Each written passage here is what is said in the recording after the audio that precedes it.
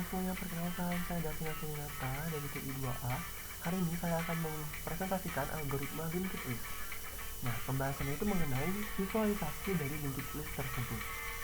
Mari langsung saja kita ke basic dari linked list. Ini adalah pembahasan dasar mengenai visualisasi linked list. Jadi, kenapa kita membahas visualisasi linked list tapi malah mengarah kepada memori? Jadi, untuk mengarahkan atau menghubungkan stack memori dengan heap memori, kita menggunakan namanya linked list.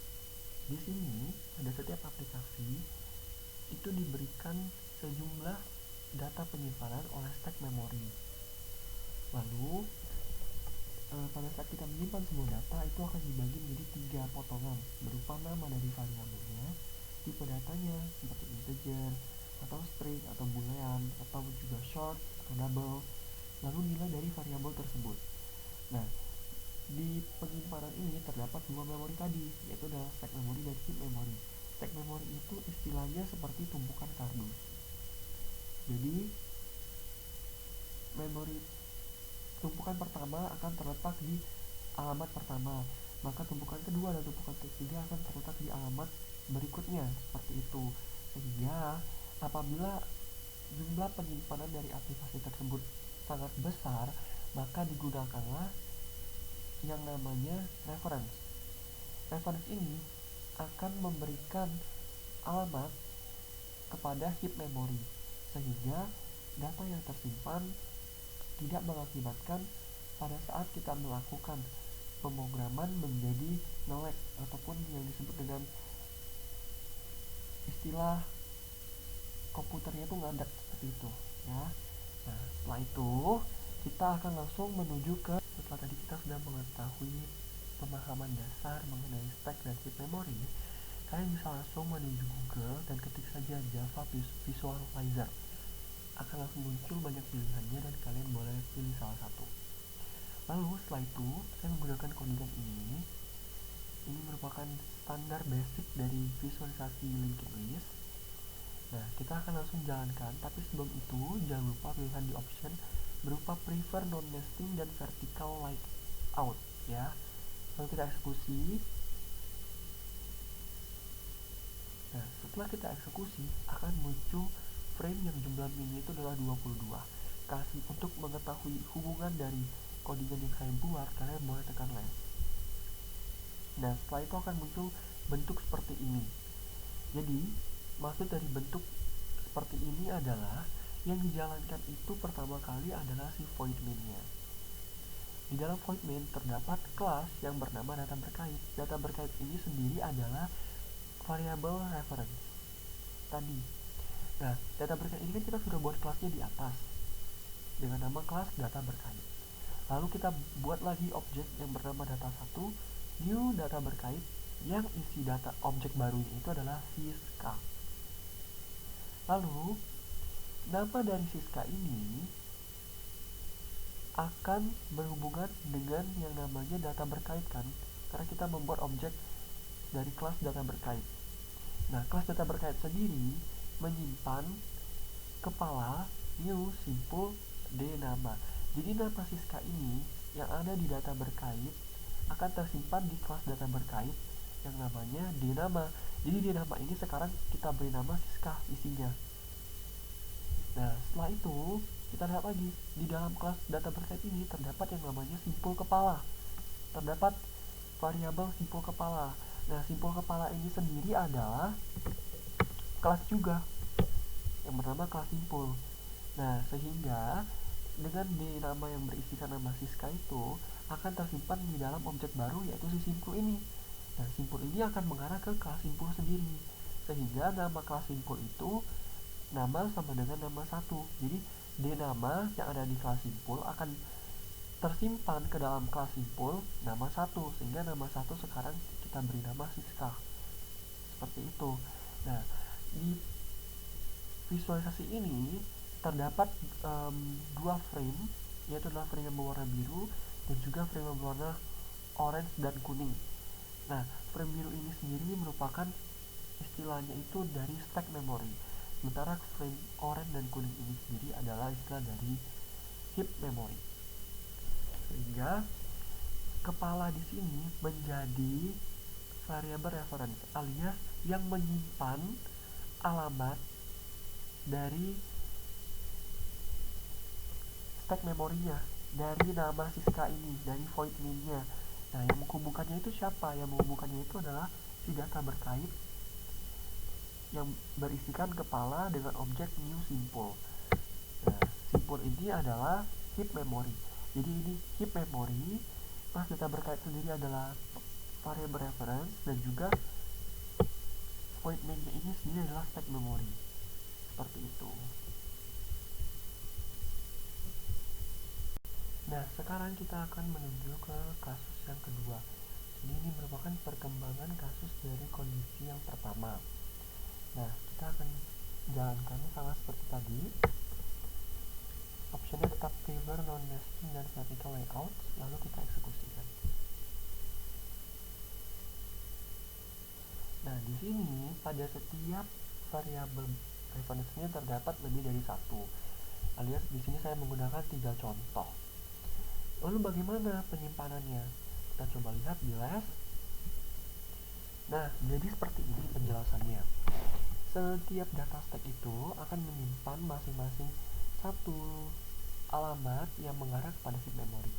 Jadi data 1 menyimpan kepala yang bernama Kasiska, data 2 menyimpan kepala yang bernama Edward, dan data yang ketiga menyimpan kepala yang bernama Ani. Nah, untuk codingannya kita buat menjadi 3 macam variable reference sesuai dengan nama objeknya masing-masing. Kalian bebas memberi nama apa saja, tapi saya di sini menggunakan nama data 1, data 2, dan data 3. Kita lihat contohnya seperti dari penyimpanan nama data si Ani. Nah, seperti tadi penjelasan yang di kondisi pertama, bahwa yang akan dijalankan terlebih dahulu itu adalah si void main-nya. Lalu kita lihat yang data ketiga, namanya itu Ani. Jadi data penghubung ini adalah variabel reference-nya dengan objek baru data ketiga yang bernama Ani.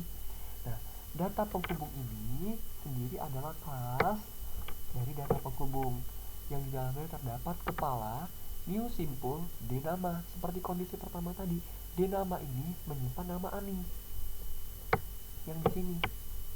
Nah, dnama menyimpan nama Ani. Lalu dnama Ani ini disimpan kembali ke dalam simpul yang merupakan kelas dari nama 1. Jadi kelas simpul ini berisikan nama 1 berupa nama si Ani itu sendiri. Nah, jadi intinya data penghubung ini merupakan alamat yang menghubungkan stack memori si data ketiga ke dalam simpul. Jadi data ketiga dengan alamat penghubung kepala yang disimpan ke dalam simpul yang isi namanya itu adalah si Ani. Lalu untuk data kedua, sama seperti tadi, data kedua yang bernamakan Edward, di mana data penghubung merupakan kelas. Jadi di void main ini dia merupakan variabel reference dan dia sendiri memiliki kelas yang berisikan kepala, new simple, dnama. Seperti tadi, dnama ini disimpan dengan nama Edward. Jadi dnama yang berisikan nama Edward ini dibuatlah objek lagi yang bernamakan simple, di mana simple tersebut merupakan kelas simple sendiri yang di dalamnya terdapat nama 1. Jadi nama 1 ini sekarang berisikan nama Edward. Jadi nama Edward ini seperti dioper ya. Jadi dari void main lalu dipindahkan ke dalam data penghubung dulu si dnama, baru dipindahkan ke simpul nama 1 yaitu si Edward itu.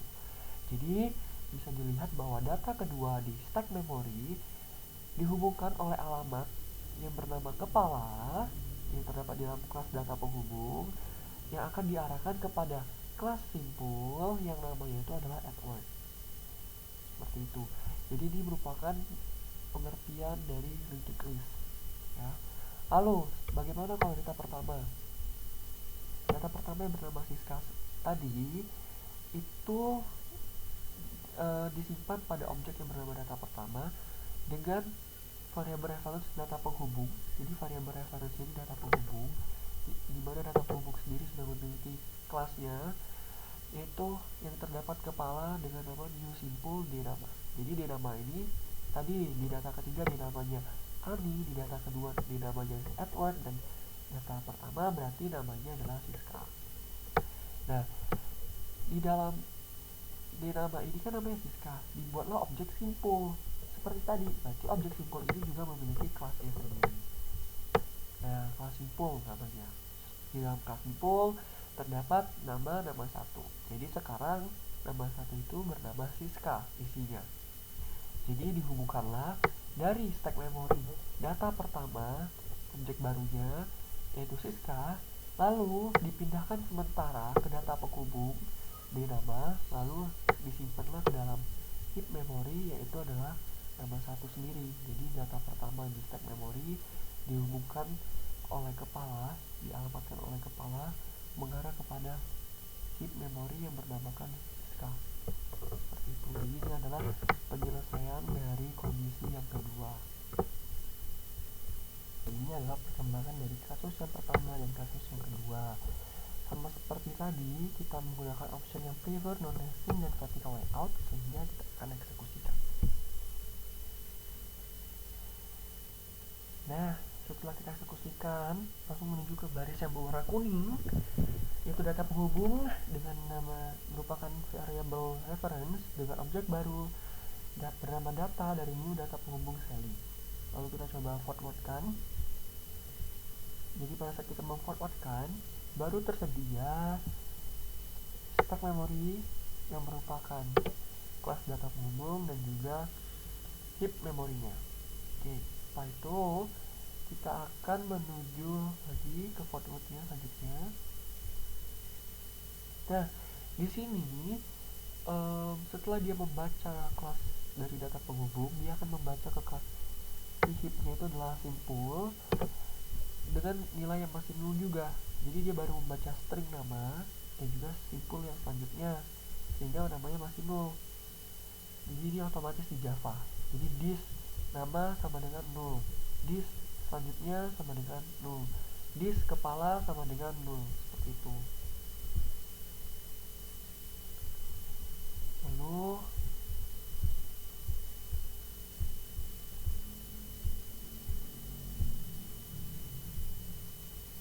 nah, setelah itu kita kembali lagi. Setelah dia membaca semua variabelnya, dia akan kembali lagi ke kelas data penghubung, di mana kita membuat objek dengan nama kepala yang masih bernilai 0.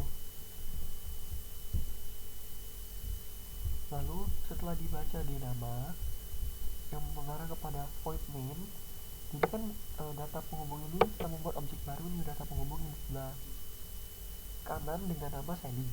Nah, Sally ini kan dari si kelas data penghubung, sehingga pada saat di kelas data penghubung dia akan diisikan ke dinama. Jadi dinamanya sekarang itu bernama Sally. Seperti itu. Lalu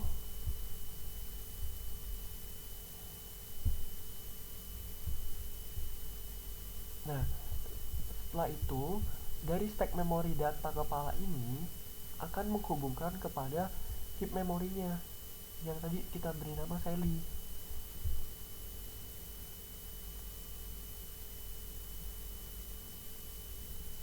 Barulah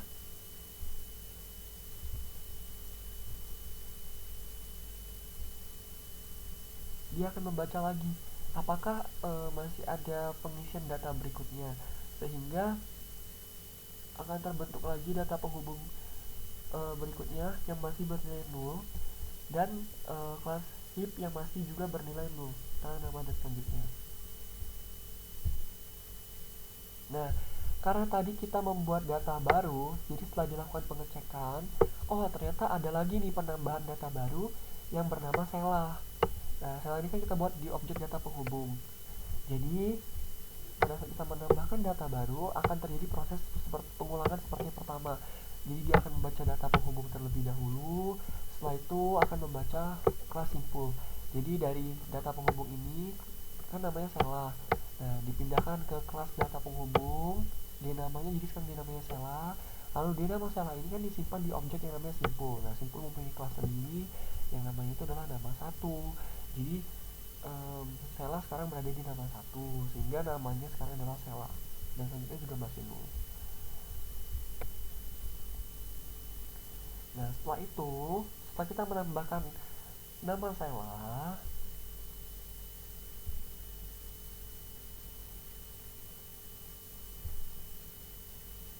nah Sela ini yang bagian yang selanjutnya ini akan disimpan kepada simpul di hip tadi, di bagian nama Sally, karena kita menambahkan istilahnya itu seperti penumpukan. Jadi nama Sally dulu baru nama Sela, sehingga selanjutnya yang di Sela ini akan ditambahkan di bagian heap memory simpulnya. Setelah itu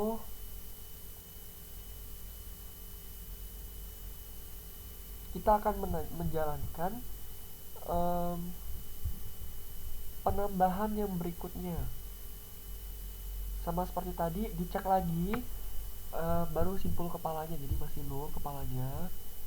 Lalu setelah dari kelas data penghubung kepala, dicek lagi ke kelas simpul dengan nama dengan variabel nama dan selanjutnya juga masih 0, otomatis di Java.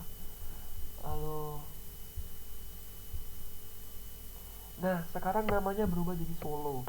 Jadi kan kita sudah menambahkan nama Sela, lalu kita tambahkan lagi nama Solo dengan membuat objek baru data penghubung. Jadi data penghubung yang berisikan nama Solo ini disimpan ke kelas data penghubung dnama. Jadi dnama sekarang berisi nama Solo, lalu kepala simpul ini disimpan ke kelas simpul.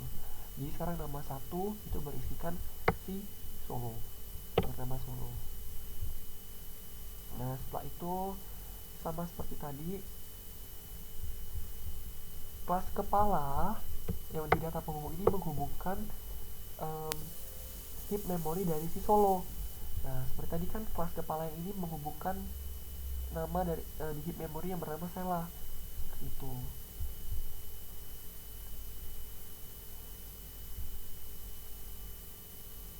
Nah, lalu di stack memori ini akan terbentuk dua memori, yaitu adalah memori data yang berisikan kepala yang memiliki alamat nama, lalu memori tambah awal yang berisikan kepala yang memiliki alamat dari nama si Solo. Jadi tadi kalau di data berisikan nama dari alamat si Sela, kalau ditambah awal berisikan alamat dari nama si Solo.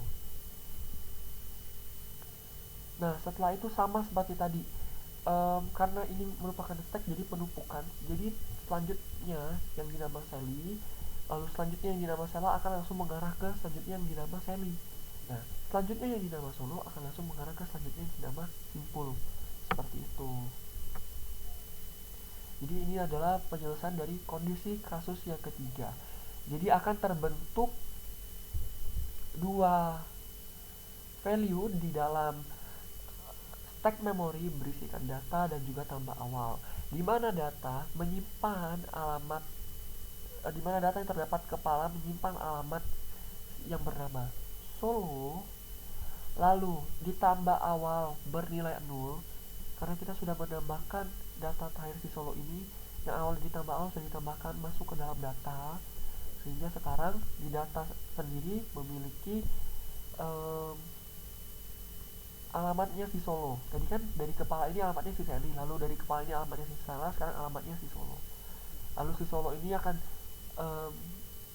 mereturnkan value di simpul yang bernama Sela, lalu di yang bernama Sela selanjutnya akan mereturnkan value di selanjutnya yang bernama simpul Sally. Seperti itu. Sekian dulu ya presentasi saya mengenai visualisasi linked list.